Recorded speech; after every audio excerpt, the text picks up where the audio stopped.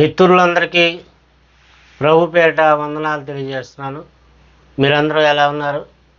మరోసారి దేవుని వాక్యం మనం చెప్పుకోవడానికి తండ్రి మనకి ఇచ్చిన ఈ అవకాశాన్ని బట్టి తండ్రి అయిన దేవునికి నా యొక్క కృతజ్ఞతాస్తుతులు చెల్లిస్తున్నాను. ఈ వాక్యం వింటున్నా మీ అందరికీ వందనాలు తెలియజేస్తున్నాను. ప్రతిరోజు యెషయా గ్రంథం ధ్యానం చేస్తూ వచనం వెంబడి వచనాన్ని ఆలోచన చేస్తూ అనేక విషయాలు మనం నేర్చుకుంటూ ఉన్నాం. అలాగే ఈరోజు కూడా యెషయా గ్రంథం 6వ అధ్యాయం 11వ వచనాన్ని చదువుకొని మనం ఆలోచన చేద్దాం. కొన్ని విషయాలు నేర్చుకోవడానికి ముందుకు సాగిపోదాం. యెషయా ప్రవక్త దేవుణ్ణి అడుగుతున్నాడు. ఏమనంటే, ఎన్నాళ్ళ వరకు, ఎంతకాలం వరకు తండ్రి నేను ప్రకటిస్తూ ఉండాలి? ఎంతకాలం వాళ్ళు విన్నా వినకపోయినా, వాళ్ళు నమ్మినా నమ్మకపోయినా, వాళ్ళ హృదయాలు కఠినమైన మొండిబారిపోయినటువంటి మనస్తత్వాలు వాళ్ళు కలిగి ఉన్నా ప్రకటించమని నువ్వు చెప్తున్నావు కదా, మరి నేను ఎంతకాలం ప్రకటించాలని చెప్పి దేవుణ్ణి అడిగాడు. 11వ వచనంలో అదే ఉంది. ప్రభువా, ఎన్నాళ్ళ వరకని నేను అడగగా ఆయన అంటే దేవుడు నివాసులు లేక పట్టణములను, మనుషులు లేక ఇండ్లను పాడగు వరకు, దేశం బొత్తిగా బీడగు వరకును అని చెప్పాడు. నివాసాలు లేకుండా పట్టణాలు పాడైపోయే వరకు, మనుషులు లేకుండా ఇండ్లన్నీ కూడా మరి బీడయ్యే వరకు, బొత్తిగా దేశం అంతా కూడా పాడయ్యే వరకు కూడా నువ్వు ప్రకటిస్తూనే ఉండాలి అని చెప్పుకొచ్చాడు. చాలాసార్లు మనం ఎంత చెప్పినా ఎవరైనా మారకపోయినట్లయితే మనకు కూడా విసుగు కలిగి వాళ్ళకి చెప్పకుండా ఉండడం మంచిదని చెప్పేసి మనం అనుకుంటాం. అది మానవ స్వభావం. కానీ దేవుడి స్వభావంలో, దేవుడి ఉద్దేశంలో ఏమంటున్నాడంటే, అలా నువ్వు చెప్తూనే ఉండు. ఎంత కఠినమైన మనస్తత్వం గలవాళ్ళైనా ఏదో ఒక రోజు మారవచ్చు.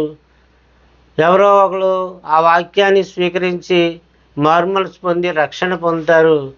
కనుక ఆ దేశం పాడైపోయి దెబ్బైపోయి, ఇళ్ళన్నీ పాడైపోయి దెబ్బైపోయి, పట్టణాలు పాడైపోయి నాశనం అయ్యే వరకు కూడా ఈ యొక్క దేవుని సువార్త, దేవుని జ్ఞానాన్ని నువ్వు చెబుతానే ఉండు అని చెప్పి మరి యెషయాకు చెప్పినటువంటి సందేశం దేవుడి ఉద్దేశాన్ని మనకు తెలియజేస్తుంది, దేవుడి సంకల్పాన్ని మనకు తెలియజేస్తుంది.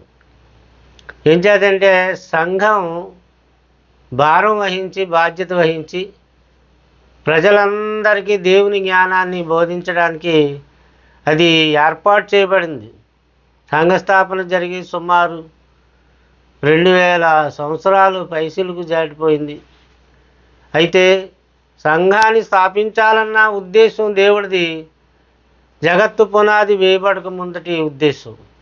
అనాది కాల సంకల్పంలో ఈ సంఘం యొక్క విధులు విధానాలు, దేవుని యొక్క సంకల్పం నెరవేర్చడంలో జగత్తు పునాది వేయబడక ముందే దేవుడు నిర్ణయించిన పద్ధతులు సంఘం అమలుపరచాలని చెప్పి దేవుడు కోరుచున్నాడు. అందువలన ఆ దేవుని యొక్క సంకల్పాన్ని మనం నెరవేర్చడానికి ఎల్లప్పుడూ సంసిద్ధులమై ఉండి ఆ పనిని మనం విసుగుకోక, సణుగుకోక, బలవంతంగా కాక, హృదయపూర్వకంగా, మనఃపూర్వకంగా ఇష్టపడి దేవుడి సేవ చేయాలని చెప్పేసి ఆనాటి ప్రవక్తలందరికీ తెలుసు. అయినా యెషయా అన్నాడు, ఎన్నాళ్ళ వరకు తండ్రి, ఎంతకాలం చేయాలి ఇలాగా? ఎవడు వింటలేదు, ఎవడు మారతలేదు. మరి ఏది పట్టణం కూడా మారడం లేదు. మేము చెప్పడం బట్టి చెప్తున్నాం, కానీ ప్రకటిస్తున్నాం, హెచ్చరిస్తున్నాం, కానీ ఎవడు వింటలేదు, ఎవడు నమ్ముతలేదు, మారతలేదు. మరి ఎంతకాలం మేము ఇలా చేయాలని చెప్పేసి ఆయన దేవుడిని అడుగుతూ ఉంటుంటే దేవుడు ఏం చెప్తున్నాడు? పట్టణాలు పాడైపోయే వరకు, దేశాలు దెబ్బైపోయే వరకు, ఇండ్లన్నీ కూలిపోయే వరకు, నివాసాలు లేకుండా ఇవన్నీ పాడయ్యే వరకు ఎంతమంది ఉంటే అంతమందికి చెప్పమన్నాడు. 1000 మంది, 1,00,000 మందికి చెప్పమని అనలేదు. కానీ ఆ దేశంలో, ఆ పట్టణంలో ఎందరు ఉన్నప్పటికీ కూడా వాళ్ళు ఉన్నారు కనుక నువ్వు చెప్పాలి. వాళ్ళు లేకుండా పోయేంత వరకు నువ్వు చెప్తూనే ఉండాలి. జలప్రళయంలో నోవాహుకు కూడా దేవుడు అదే కదా చెప్పాడు, వాళ్ళలోనికి వచ్చినా రాకపోయినా నువ్వు చెప్పాలి. 120 సంవత్సరాలు వాళ్ళకి చెప్తూనే ఉన్నాడు, కానీ మరి వాళ్ళు మార్పు చెందినట్టు మనకు అనిపించదు. అంచేత మనం కూడా ఈ కాలంలో దేవుడి సేవకులు సహనాన్ని కలిగి, ఓర్పు కలిగి, సహించుకుంటూ, ఎవరు నమ్మినా నమ్మకపోయినా, విన్నా వినకపోయినా, మారినా మారకపోయినా, అంగీకరించినా తిరస్కరించినా వాళ్ళకి చెప్తూనే ఉండాలి. తిరస్కరించే వరకు కూడా చెప్తూనే ఉండాలి అనే సందేశం మనకు కనబడుతుంది. 74వ కీర్తన రాయబడింది. దయచేసి బైబిల్ తెరిచి చూడండి. కాసేపు దేవుడి వాక్యం మీద మీరు మనసు పెట్టండి. 74వ కీర్తనలో 10వ వచనం, దేవా విరోధులు ఎందాక నిందింతురు, శత్రువులు నీ నామమును నిత్యము దూషింతురా అని అడుగుతున్నాడు. విరోధులు ఉన్నారు, వాళ్ళు నిందిస్తున్నారు. ఈరోజు చాలామంది క్రీస్తు విరోధులు, ఏమండి, బైబిల్కి విరోధులు, ఇలాగా దేవుడికి విరోధులైన వాళ్ళు ఎందరో సమాజంలో ఇప్పుడు స్టిల్ ఈరోజు వరకు కూడా ఎందరో ఉన్నారు విరోధులు. మరి విరోధులు ఎందాక నిందించరు అని అడుగుతున్నాడు. శత్రువులు నీ నామమును నిత్యము దూషింతురా అని అడుగుతున్నాడు. ప్రశ్న, మరి ఎంతవరకు నీ హస్తము, నీ దక్షిణ హస్తమును నీవెందుకు ముడుచుకొని ఉన్నావు? నీ రొమ్ములో నుండి దాన్ని తీసి వారిని నిర్మూలం చేసేయి, చంపేయి అని అడుగుతుంది. ఈరోజు ఎందరో బైబిల్ని వ్యతిరేకించే వాళ్ళు లేరండి, ఉన్నారు కదా. అలాగే మరి ఈరోజు దేవుణ్ణి, క్రైస్తవుల్ని, క్రీస్తు మార్గాన్ని ద్వేషించి దూషించే విరోధులు, శత్రువులు ఎందరో ఉన్నారు. ఇదొక విదేశీ మతమని, వీళ్ళంతా విదేశీ బోధకులని, ఈ బైబిల్ అనేది విదేశీ గ్రంథమని, మత పుస్తకమని ఎందరో విరోధులు ఉన్నారు. అయినా కూడా వాళ్ళు దూషించేవాళ్ళు దూషిస్తారు, ద్వేషించేవాళ్ళు ద్వేషిస్తారు. అలా ఎల్లకాలం ఉంటానే ఉంటారు. ఇక్కడ మరి భక్తుడు ఏమడుగుతాడంటే, మరి ఎంతకాలం వాళ్ళు అలా దూషిస్తూ ఉంటారు? ఎంతకాలం వాళ్ళు నీకు విరోధులుగా ఉంటారు? నేను ఎంతకాలం బోధించాలి? నేను ఎంతకాలం ఓర్చుకోవాలి? నేను ఎంతకాలం సహించాలి? చూడండి, ఇదిగో నేను కాక మొన్న ఇండిపెండెన్స్ డే రోజుని హైదరాబాద్లో చర్చిని చిందరవందర చేసి, చర్చిలో పాస్టమ్ గారిని వాళ్ళు చాలా చిందరవందర చేసి భయంకరంగా వాళ్ళని బాధ పెట్టినట్టుగా వార్తలు వస్తూ ఉన్నాయి. వార్తల్లో మనం చూస్తున్నాం. అలాగే అక్కడక్కడ ఎన్నో చర్చిల్ని కూలుస్తున్నారు, పాస్టర్లను చంపుతున్నారు, ఏమండి, సంఘాలని విచ్ఛిన్నం చేస్తున్నారు, బెదిరిస్తున్నారు, చంపుతామంటున్నారు, నరుకుతామంటున్నారు. అయినా కూడా దేవుని సేవకులు సాగిపోవలసిందే. మన పని మనం చేయవలసిందే. ఎంతవరకు అంటే చచ్చే వరకు చేయాలి. మనమన్నా చావాలి, లేదా మొత్తం దేశంలో ఉన్న వాళ్ళందరూ మనిషి అనేవాళ్ళు లేకుండా పోయే వరకు కూడా చెప్పాలి, చెప్తూనే ఉండాలని చెప్పి దేవుడు అంటున్నాడు. ఏమండి, నీ దక్షిణ హస్తమును, నీ హస్తమును నీవెందుకు ముడుచుకొని ఉన్నావు అంటే, నీవెందుకు చేతులు కట్టుకుని ఉన్నావు? వాళ్ళందరూ అలా చేస్తుంటే నీ రొమ్ములో నుండి దాన్ని తీసి వారిని నిర్మూలం చెయ్యి అంటే, నీ చెయ్యి ఎత్తి వాళ్ళందరినీ నాశనం చేసే అని చెప్పి అడుగుతూ ఉన్నట్లుగా, భక్తుడు అడుగుతున్నట్లుగా మనకు కనబడుతుంది. కానీ మనలాగా దేవుడు తొందరపడ్డు కదా, సేవకుల్లాగా, ప్రవక్తల్లాగా. దేవుడు దీర్ఘశాంతుడు, చాలా కాలం అవకాశం ఇస్తాడు అందరికీ, మారే అవకాశం, దేవుడి మాటలు వినే అవకాశం. ఎప్పుడో రోజు ఏదో రోజు మారుతాడని చెప్పమంటూ ఉంటాడు. మనం చెప్తూ ఉండమే, మారేంతవరకు, వచ్చేంతవరకు, రక్షణ పొందేంతవరకు, పొందకపోయినా కూడా చెప్తూనే ఉండాలి అని దేవుని వాక్యం బట్టి మనకు అర్థమవుతుంది. అలాగే లేవీకాండం 26:31 నా మనసు మీ యందు అసహ్యపడును, నేను మీ పట్టణములను పాడు చేసేదను, మీ పరిశుద్ధ స్థలములను పాడు చేసేదను, మీ సువాసన గల వాటి సువాసనను ఆగ్రహింపను. ఇశ్రాయేలు సమాజం మీద కూడా దేవుడు కోపగించి ఆయన మాట్లాడుతున్నాడు. నా మనసు మీ యందు అసహ్యపడుతుంది. ఆనాడు ఇశ్రాయేలు ప్రజల మీద కానివ్వండి, అప్పుడు ఇప్పుడు క్రైస్తవ సంఘాలు, క్రైస్తవ సమాజం మీద కానివ్వండి, దేవుడు అసహ్యపడుతున్నాడు. దేవుడు మనసు అసహ్యపడుతుంది. కారణం ఏంటంటే ఎవరికి నచ్చినట్టు వాళ్ళు బోధ చేస్తూ, ఎవరికి నచ్చినట్టు వాళ్ళు ఆరాధనలు చేస్తూ, ఏమండి దేవుడికి ఇష్టమైందా కాదా అని తెలుసుకోకుండా నచ్చినట్టు చేస్తున్నందుకు ఆయన బాధపడుతున్నాడు. వారి అర్పణలను వారి అర్పించేటువంటి ధూపదీప నైవేద్యాలు నేను ఆఘ్రాణింపను అంటున్నాడు. బాధపడుతున్నట్టుగా మనకు అనిపిస్తుంది. అలాగే మరొక వచనాన్ని చూసినట్లయితే 79వ కీర్తనలో 5వ వచనం, యెహోవా ఎంతవరకు కోపపడదు, ఎల్లప్పుడూ నువ్వు కోపపడదువా? నీ రోషము అగ్ని వలె ఎల్లప్పుడూ మండునా? అగ్నిలాగా అది మండుతూ ఉంది. చల్లార్చేవాళ్ళు ఎవరు? దేవుని శాంతిపరిచేవారు ఎవరు? ఆయన మనసెరిగి ఆయన చిత్తమును నెరవేర్చేవాళ్ళు ఎవరు? ఆలోచించేది. అందుకే నేనున్నాను ప్రభువా, నన్ను పంపు అని చెప్పి యెషయా మాట్లాడుతున్నాడు. ఎంతవరకు నేను ప్రకటించాలి ప్రభువా? వాళ్ళు తిరుగుబాటు చేసే జనులు, అవిధేయులు, అక్రమార్కులు, తిరుగుబాటుదారులు ఏంటి? అయినా నువ్వు చెప్పాలి. దేశం అంతా పాడే వరకు, జనం లేకుండా నాశనం అయిపోయే వరకు ఎంతకాలం అయినా నువ్వు అలా చెప్తూనే ఉండాలి.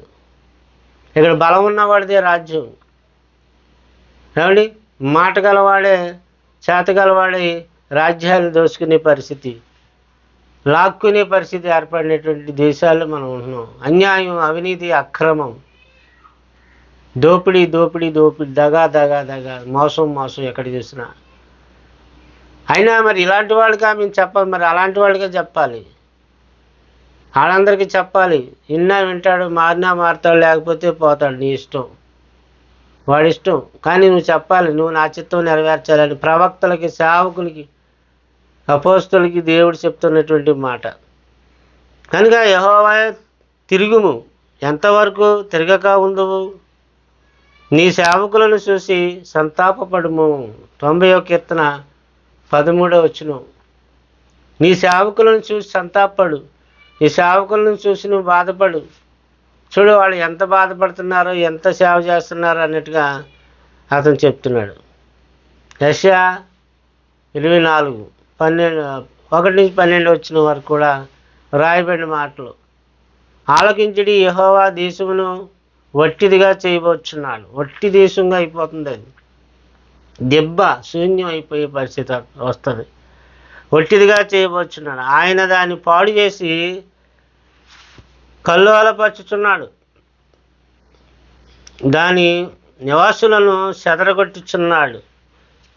ప్రజలకు కలిగినట్టు యాజకులకును కలుగును, దాసులకు కలిగినట్లు యజమానులకును కలుగును, దాసీలకు కలిగినట్లు వారి యజమానురాండ్రకును కలుగును, కొనువారికి కలిగినట్లు అమ్మవారికి కలుగును, అప్పిచ్చేవారికి కలిగినట్లు అప్పు పుచ్చుకొని వారికి కలుగును, వడ్డీకి ఇచ్చేవారికి కలిగినట్లు వడ్డీకి తీసుకొని వారికి కలుగును. పక్షపాతం ఉండదు దేవుడికి, అందరూ సమానమే. ప్రతి ఒక్కడికి ఆయన అమలుపరిచేటువంటి శిక్ష అందరికీ వస్తుంది, అందరి మీదకి దిగుతుంది. అందుకనే భూలోకం అంతటినీ కూడా దేవుడు కలవరపరుచుచున్నాడట. అండి, తల్లడిల్ల చేయించున్నాడు, కల్లోలపరుచుచున్నాడు. కరోనా కాలంలో మరి దేశాలన్నీ కూడా కల్లోలపరిచాడు, కలవరపరిచాడు, ఆందోళన చెందారు. అందరూ అనేక మంది అయిపోయారు కూడా. మనం ఇంకా బతికున్నామంటే దేవుడి దయ వల్ల, దేవుడి కృప వల్ల. ఈ బ్రతుకు దేవుడు పెట్టిన భిక్ష. ఏమండి, ఈ లైఫ్ దేవుడు ఎందుకు ఇచ్చాడు? దేవుడు పని చేస్తావని, దేవునికి చిత్తమును ఇంకా నెరవేర్చవలసింది ఉందని. ఏమండి, కనుక అందుకే నన్ను మనందరినీ భూమి మీద బ్రతికిచ్చాడు. నీ ఇష్టానుసారం నువ్వు బతుకుతావని కాదు, మన ఇష్టానుసారంగా మనం బ్రతుకుతామని దేవుడు ఈ లైఫ్ ఇవ్వలేదు మనకి. నీ కుటుంబాన్ని ఇచ్చాడు. ఎందుకు ఇచ్చాడు? భార్యను ఎందుకు ఇచ్చాడు? పిల్లల్ని ఎందుకు ఇచ్చాడు? అందరినీ దేవుడి కొరకు నువ్వు నడిపిస్తావని, నువ్వు నమ్మి వాళ్ళని కూడా దేవుడి నమ్మకాల్లోనికి తీసుకొస్తావని నీ కుటుంబాన్ని ఇచ్చాడు. ఒంటరిగా ఉన్న నీకు పెళ్లి చేసి భార్యనిచ్చిన తర్వాత పిల్లలను ఇచ్చి ఆ పిల్లలను మళ్ళా పెద్దవాళ్ళుగాను చేసి దేవుడి కొరకు నిలబెడతావని, అది దేవుడిచ్చిన గర్భఫలం అని నువ్వు తెలుసుకుంటావని, కుమారుడు యెహోవా యొక్క శ్వాసమని నువ్వు తెలుసుకుంటావని, వాళ్ళు దేవుడికి తెలుసుకునేలా చేస్తావని అన్నీ నీకు అప్పచెప్తే వాళ్ళు నమ్మని పరిస్థితులకు వెళ్ళిపోతున్నారు, నువ్వు నమ్మని పరిస్థితులకు వెళ్ళిపోతున్నావు, నువ్వు దేవుడికి దూరం అయిపోతున్నావు, మరి వాళ్ళు కూడా దేవుడికి దూరం అయిపోతున్నారు. అలాంటి పరిస్థితుల్లో మరి ఏం చేయాలి? ఎలాంటి పరిస్థితి వచ్చింది? దేవుని పిల్లలు ఆలోచించండి. మరి ప్రతి ఒక్కరూ కూడా భూమి మీద దేవుడి చిత్తం నెరవేర్చాలి కదా. అందుకే కదా నీకు పిల్లలను ఇచ్చాడు దేవుడు, అందుకే కదా నీకు సంతానాన్ని ఇచ్చాడు, అందుకే కదా మరి నీవు భూమి మీద ఒక కుటుంబంగా నిలబడ్డావు. కుటుంబంగా దేవుడు నిన్ను కట్టాడు, బలపరిచాడు. ఒక వృక్షాన్ని నాటితే ఆ వృక్షం వల్ల ఫలాలు యజమానుడు ఆశిస్తాడు. ఒక చెట్టు, ఒక మొక్కగా మనం నాటినప్పుడు ఆ మొక్కను నాటిన మనం దాని యొక్క ఫలాల కొరకు ఎదురు చూస్తూ ఉంటాం. దాని ఫలాలు ఎప్పుడు కాస్తుందని చూస్తాం. అది పూత పూసి ఆ పూత పిందులుగా మారి, ఆ పిందులు కాయలుగా మారి, ఆ కాయలు పండ్లుగా మారి నీకు చేతికి అందినప్పుడు అప్పుడు నువ్వు వాటిని తిని తృప్తి పొంది, నేను ఈ చెట్టు నాటాను, దీనివల్ల నాకు మంచి ఫలం వచ్చింది, నీది ఈ చెట్టు నా కడుపు నింపిందని నువ్వు సంతోషపడతావు. చెట్టు ఫలం నీకైతే నువ్వు కూడా ఒక చెట్టు లాంటి వాడివి. ఆ తర్వాత నీ భార్య కూడా ఒక చెట్టు. ఈ యొక్క భార్య అనేటువంటి చెట్టుకి ఒక బిడ్డని దేవుడు ఇచ్చాడు, గర్భఫలము. ఆ ఫలాన్ని నువ్వు చిన్నప్పటి నుంచి పెద్ద ఎదిగే వరకు దేవుడి కోసం నిలబెడితే అతడు రక్షణ పొంది దేవుడి యొక్క స్వాస్యంగా మారితే ఆయన ఎంత సంతోషపడతాడు. అంటే మనం కూడా చెట్లతో పోల్చబడ్డాం, మనం కూడా మంచి ఫలాలు ఫలించాలి. అలాగే మరొక కాయ కాయచ్చు, మరొక బిడ్డ పుట్టవచ్చు, 2 బిడ్డలు అయ్యారు, లేదా 3 బిడ్డలు అయ్యారు, 4. వాళ్ళందరినీ దేవుళ్ళో పెంచగలిగితే ఆ ఫలాలు దేవుడు అందించినప్పుడు ఆయన ఎంత సంతోషపడతాడు. వాళ్ళ నమ్మకమైన బిడ్డలుగా, భక్తి గలవాళ్ళుగా, విశ్వాసం గలవాళ్ళ, రక్షణ గలవాళ్ళుగా నువ్వు పెంచగలిగితే దేవుడు ఎంత సంతోషపడతాడు. అటువంటి సంతోషాన్ని మరి నువ్వు దేవుడికి ఇవ్వగలుగుతున్నావా? నీకు పిల్లల్ని ఇస్తే ఆ పిల్లల్ని ఏదో లోకం కొరకు పెంచాలనుకుంటున్నావా? ఈ లోక సంబంధంగా ఉంచాలనుకుంటున్నావా? వాళ్ళు పరలోకానికి రావాలనుకుంటున్నావా? లేదా ఈ లోకంలో గొప్పవాళ్ళు ఈ లోక సంబంధం కావాలనుకుంటున్నావా? అందరూ అనుకునేది అదే. కానీ అది కాదు. దేవుడు మనకి ఇచ్చినప్పుడు ఆ ఫలాలు మళ్ళా దేవుడికి మనం ఇవ్వగలిగితే ఆ దేవుడు ఎంతో సంతోషపడతాడు. అలాగా దేవుని రాజ్యం అభివృద్ధి చెందుతుంది. ఏమంటే అలాగ అభివృద్ధి చెందే పనిలో ఆయన సంకల్పం, అనాది కాల సంకల్పం నెరవేర్చే పనిలో మరి క్రైస్తవులు అనబడిన ప్రతి ఒక్కరూ అలాగే నడుచుకోవాలని చెప్పి దేవుడు కోరుచున్నాడు. కనుక ప్రజలకు కలిగినట్లే యాజకులకు కలుగుతుంది, దాసులకు కలిగినట్లుగానే యజమానులు కలుగుతుంది, దాసులకు కలిగినట్లుగానే వారి యజమానురాండ్రులకు కలుగుతుంది, కొనివారికి కలిగినట్లుగానే అమ్మవారికి కలుగుతుంది. అంటే అందరికీ అలాగే జరుగుతుందని. అప్పిచ్చేవారికి కలిగినట్లుగానే అప్పు పుచ్చుకొని వారికి కలుగుతుంది, వడ్డీకి ఇచ్చేవారికి కలిగినట్లుగానే వడ్డీకి తీసుకుని వారికి కలుగుతున్నది. దేశం కేవలం వట్టిదిగా చేయబడును, అది కేవలము కొల్ల సొమ్ముగాను యెహోవా ఎలాగూ కొల్ల సొమ్మగును యెహోవా ఎలాగూ సెలవిస్తున్నాడని చెప్పేసి అన్నాడు.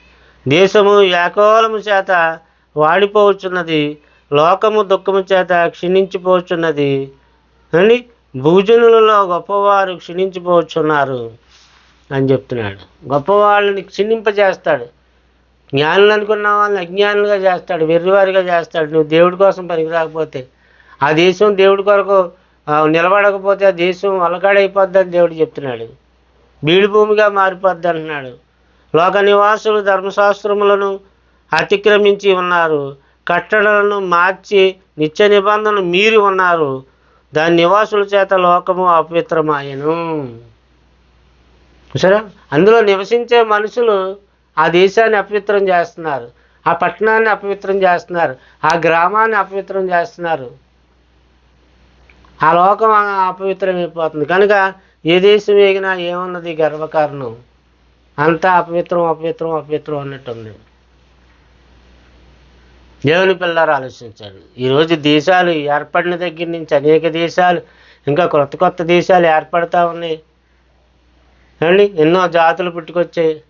విభిన్నమైనటువంటి జాతులు అయిన ప్రజలు, విభిన్నమైన సంస్కృతులు, విభిన్నమైనటువంటి భాషలు, భిన్నత్వంలో ఏకత్వం అని మన భారతదేశంలో మరి ఎన్నో సుమారుగా 29 రాష్ట్రాలుగా విభజించబడి పాలించబడుతూ ఈరోజు ఇంకా ఈ దేశం బాగుపడలేదంటే దీన్ని పాలించే పాలకులు, జవహర్లాల్ నెహ్రూ గారి దగ్గర నుంచి మొదలుకొని నేటి వరకు పరిపాలించిన పాలకులు నిర్లక్ష్యం, ప్రజల్ని పట్టించుకోకపోవడం.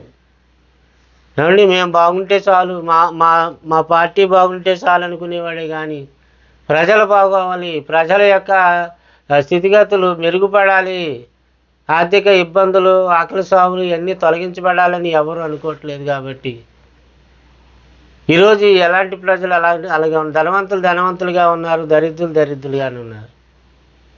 అందుచేత ఆలోచన చేయండి. సమాజాన్ని బాగు చేయడం ఎవరి తరం అవుతుంది? ఒక దేవుడి తరమే. ఇది ఏ మనుషుడి తరము కాదు. అందువలన యెషయా గ్రంథం 3:26లో ఏం చెప్పాడంటే దేవుడు, ఆ మాట ఒకసారి మీరు చూడండి.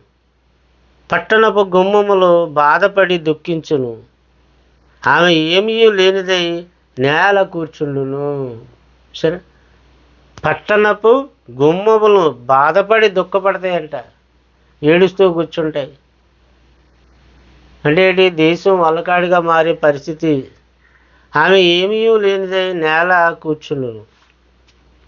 ఏమీ లేని పరిస్థితి, అన్నీ ఉండి కూడా అండి, అన్నీ ఉండి కూడా అల్లుల నోట్లో చెను ఉంది అంటారు సామెత. అలాగా అన్నీ ఉన్న దేశాలు కూడా ఇలాగ దుఃఖపడుతూ కూర్చునే పరిస్థితి దేశాల మీదకి వస్తుంది. కారణం దేవుడి ఆశీర్వాదం పొందుకోలేని దుస్థితిలో ఉన్నందువలన.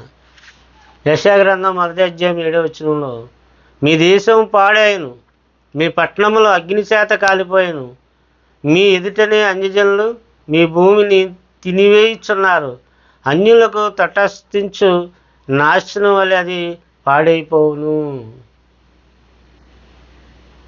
సరే, అంటే దేశం పాడవకూడదు, దేశం బాగోవాలి. ఈ దేశం మనదంటాం, ఇది నా దేశం అంటాం, నా స్వదేశం అంటాం, నేను నా దేశం అంటాం, నేను నా ప్రజలు, నా దేశము నా ప్రజలు, నేను నా దేశం. దేశమును ప్రేమించు, భారత మాతాకి జై అనడం కాదు. దేశాన్ని బాగు చేయడానికి ఏం చేయాలి? మంచి మాటలు చెప్పాలి. నువ్వు మంచిగా బ్రతుకుతూ అనేక మందిని మంచిలోనికి నడిపించాలని దేవుడు కోరుతున్నాడు కదా. దేశం బాగోవాలంటే ఆ దేశం కొరకు ప్రార్థన చేయాలి కదా. ప్రార్థనలు చేయాలి, వాక్యాలు చెప్పాలి, సువార్తలు చెప్పాలి. ఏమండి, మూర్ఖంగా ఉన్నటువంటి అనేక మందిని, మనుషులను మార్చాలి. త్రాగుబోతులను, తిరుగుబోతులను, వ్యభిచారులను, దొంగలను, హంతకులను అందరినీ కూడా కలిసి మాట్లాడి వారిని దేవుళ్ళలోనికి నడిపించాలి. అది కదా దేవుడు మనకు అప్పచెప్పాడు. మరి ఎంతవరకు నేను ప్రకటించాలి దేవా అంటే, ఇదిగో పట్టణాలు బీడైపోయే వరకు, బొత్తిగా దిబ్బలుగా మారిపోయే వరకు, నాశనం అయిపోయే వరకు, నివాసులు లేక పాడయ్యే వరకు కూడా నువ్వు ఇలాగ ప్రకటిస్తూనే ఉండాలి. ఇది ప్రవక్తగా నీ పని.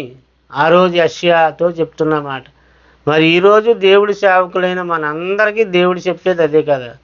యెహోవా మనుషులను దూరంగా తీసుకుని పోయినందున దేశంలో నిర్జనమైన స్థలములు విస్తారమగు వరకు అలాగూ జరుగుతూ ఉండాలన్నాడు.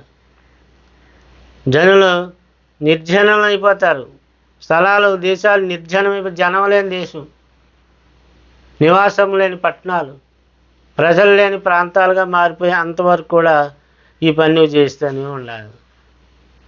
సరే, దేశము యొక్క ఈ కోన మొదలుకొని ఆ కోన వరకు సమస్త జన్మలలోనికి యెహోవా నిన్ను చెదరగొట్టును, అక్కడ నీవైనను నీ పితరులైనను ఎరగని కొయ్యివియు రాతివియునైనా అన్యదేవతలను పూజించరని చెప్పేశాడు. ద్వితోపదేశకాండంలోనే చెప్పేశాడు. 28 అధ్యాయం 64 వచనం అండి. అలాగే పట్టణమందు మిగిలి ఉండిన వారిని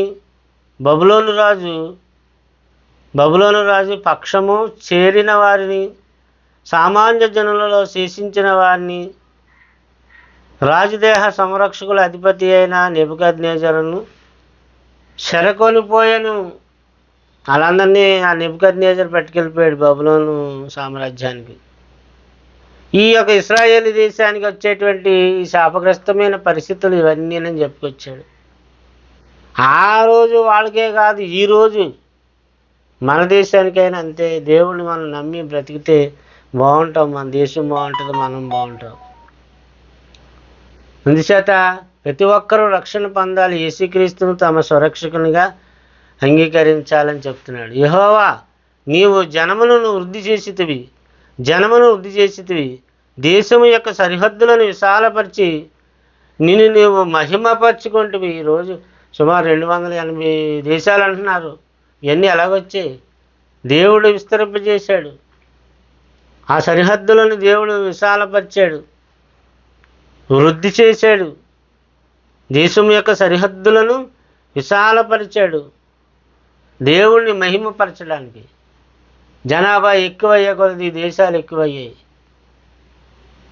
ఎక్కువయ్యాయి, జనాభా ఎక్కువైంది, తిండి తగ్గిపోయింది, ఉద్యోగాలు తగ్గిపోయినాయి అండి, ఉపాధి అవకాశాలు తగ్గిపోయినాయి. అందుచేత జనం ఎక్కువయ్యే కొలది కూడా దేశానికి మంచిదా చెడ్డదా? ఎక్కువయ్యే కొలది కూడా అనేక బాధలు ఇబ్బందులు పడతారు. అందుకే కుటుంబ నియంత్రణ అనే కార్యక్రమం ప్రభుత్వం పెట్టింది. అందుకని మనం ఒక పక్క దేశాన్ని గమనిస్తూ మరొక పక్క దేవుణ్ణి మహింపరుస్తూ దేశాన్ని రక్షించే కార్యక్రమాలు జరిగించాలని చెప్పి ఈ దేవుడి వాక్యం మనకు తెలియజేస్తుంది. కనుక దీన్ని అంతా మీరు అర్థం చేసుకోవాలని మంచి మనసుతో స్వీకరించాలని కోరుచున్నా. దానిలో 10వ భాగము మాత్రమే విడవబడినను అదిను నాశనమగును. సింధూర మత్స్యకి వృక్షము నడకబడిన తర్వాత అది మిగిలి ఉండును, మొద్దు వలె ఉండును. అట్టి మొద్దు నుండి పరిశుద్ధమైన సిగురు పుట్టును. ఇతడితో 6వ అధ్యాయం ముగిసింది. యెషయా గ్రంథం 7వ అధ్యాయం రేపు వీలైతే మనం రేపు దాన్ని ఆలోచించేసి స్టడీ చేద్దాం. మరి అందరూ ఈ యెషయా గ్రంథ ధ్యానాలు విని మీ అభిప్రాయాలు, మీ ఉద్దేశాలు మాకు తెలియపరచాలని చెప్పి మనవి చేస్తున్నాను. మీ ప్రార్థన అవసరతలు ఉంటే మమ్మల్ని సంప్రదించాలని మనవి చేస్తున్నాను. నా నెంబర్ 9959354781 రాసుకోండి. మీ ప్రార్థన అవసరతలు ఉంటే మమ్మల్ని సంప్రదించండి. ఇప్పటికే మా సంఘం ద్వారా అనేక మందికి మేము ప్రార్థన చేస్తూ మా ప్రార్థనల ద్వారా దేవుడు కృప చూపించి వాళ్ళకు కూడా ఆరోగ్యవంతంగా కాపాడుతూ ఉన్నాడు. కనుక మీకు అటువంటి అవసరత ఉన్నట్లయితే మమ్మల్ని సంప్రదించండి. మీ కొరకు కూడా ప్రత్యేకంగా ప్రార్థన చేస్తాం. ఇందులో మీరు సిగ్గుపడవలసిన పని ఏమి లేదు. ప్రార్థన అనే అవసరత ఎవరినైనా మనం అడగవచ్చు, తీసుకోవచ్చు. సంఘం అంతా ప్రార్థన చేస్తే బలమైన కార్యక్రమం దేవుడు చేస్తాడు. మీ కొరకు, మీ కుటుంబాల కొరకు మేము ప్రార్థనలో పెడతాం. మా నెంబర్ రాసుకుని మమ్మల్ని సంప్రదించండి. చిన్న ప్రార్థన చేసుకుని ముగించుకుందాం. ప్రేమ కలిగిన తండ్రి, కృప కలిగిన తండ్రి, నీ ఘనమైన శ్రేష్టమైన నామానికి వందనాలు.